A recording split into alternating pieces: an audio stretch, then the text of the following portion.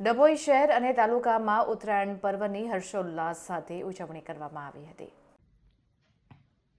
ડભોઈ ઉત્તરાયણની ઉજવણી। ડભોઈ શહેર સહિત સમગ્ર તાલુકામાં ભારે ઉત્સાહ સાથે ઉજવણી કરવામાં આવી હતી। 2 દિવસ સુધી ડભોઈનું આકાશ રંગબેરંગી પતંગોથી ગુંજી ઉઠ્યું હતું। પતંગબાજી અને આકાશમાં રંગોની મજા વહેલી સવારથી જ જોવા મળી હતી।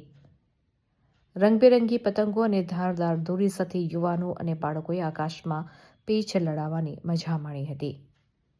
તો ખાનપાન અને મેજબાની ઉત્તરાયણ એટલે માત્ર પતંગ જ નહીં પણ ખાણીપીણીનો પણ ઉત્સવ। ડભોઈ વાસીઓએ પરિવાર અને મિત્ર મંડળ સાથે મળીને ગરમાગરમ ઊંધિયું અને જલેબીની જયાફત માણી હતી। તો મિત્રો અને સંબંધીઓ સાથે ધાબા ઉપર ભોજન લેવાની પરંપરા આ વર્ષે પણ જળવાઈ રહી હતી। આતશબાજી અને ફાનસ સાંજ પડતા જ પતંગબાજીની સાથે આકાશને ફટાકડાની આતશબાજીથી રંગીન બનાવી દેવામાં આવ્યું હતું। મોડી રાત સુધી ધાબા પર મ્યુઝિક સિસ્ટમ અને ગીતોના તાલે યુવાનોએ ઝૂમીને ઉત્સવને યાદગાર બનાવ્યો હતો। ડભોઈ શહેર અને તાલુકામાં સાર્વત્રિક શાંતિ અને આનંદના માહોલમાં 2 દિવસીય ઉત્તરાયણ પર્વની શાનદાર ઉજવણી કરવામાં આવી હતી।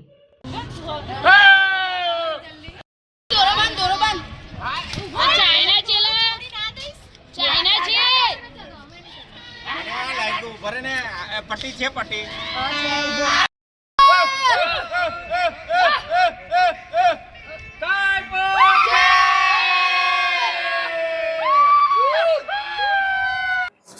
આજરોજ મકર સંક્રાંતિનો તહેવાર છે।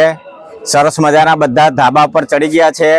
ઉત્તરાયણનો માહોલ છે। પતંગો સરસ મજાની રંગબેરંગી ચગાવે છે। આકાશ આખો રંગબેરંગી પતંગોથી છવાઈ ગયો છે।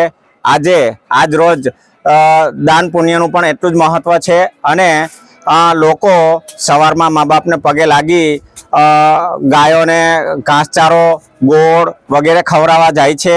પાંજરાપોળમાં ગાયોની સેવા કરવા જાય છે અને એટલો બધો આનંદ ઉલ્લાસથી આ તહેવાર ઉજવવામાં આવે છે અને લોકો એટલો આનંદ મોજથી તહેવાર ઉજવી અને પોતાનો જે કંઈ આ જે તહેવાર છે એ ઉજવી અને આનંદ મસ્તીમાં આખો દિવસ પસાર કરે છે। આજ રોજ દર્ભાવતી ડભોઈમાં મકર સંક્રાંતિનો તહેવાર ઉજવાઈ રહ્યો છે।